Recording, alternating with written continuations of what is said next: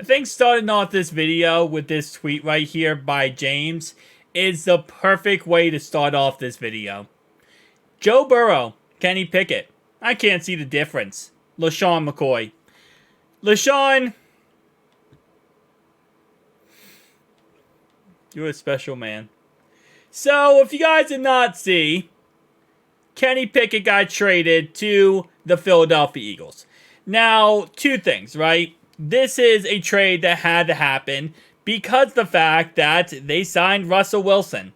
And also the fact that last year when Kenny Pickett was healthy to come back for the playoffs, they started Mason Rudolph instead. And because of that, it was very clear Kenny Pickett was fed up with the team. He was done with this team. He's done being benched. He's done with all that crap. And even though he's going to the Eagles, which he obviously will not be the starter with the Eagles, there's a chance he could be the starter with the Steelers if Russell Wilson wasn't good. But with the Eagles, he'll definitely be a backup.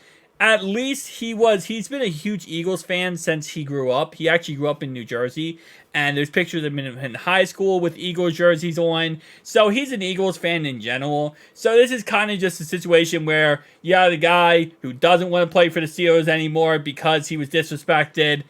Now he's going over to Philly to be a backup. Let's talk about the, trade outside of that. So outside of the fact that Kenny Pickett's now an Eagle, the Steelers did go ahead and get a third-round pick, and I had to do it like this because this website is stupid. But it's actually 2 7th-round picks this year, but for some reason the trade thing isn't working here. So it's 2 7th-round picks in 2025. Sorry, not this year. Next year's 2 7th-round picks.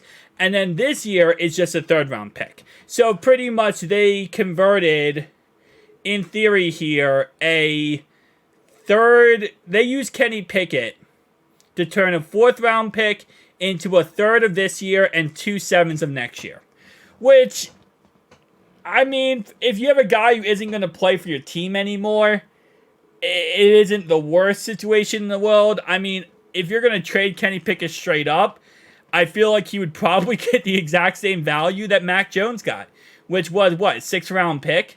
So if you're going to trade him to the Eagles, bar none, they would give you a 6th-round pick in return. So instead, you get 2 7th-round picks, which actually is probably a better value there, and then you move a 4th into a 3rd. So I don't really say either side won this trade.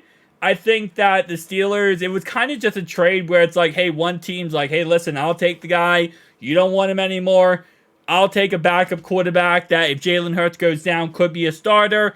And then the other side's listen, we got to get rid of this guy. He's a problem. He's not a problem, but he's having problems now because he's going to be a backup and we benched him and blase. So it's a situation that just had to really happen at the end of the day. I say the Steelers, maybe so I don't know, because the Eagles didn't even lose, because they got a 4th-round pick out of it. So it's they get a 4th, they get some trade compensation.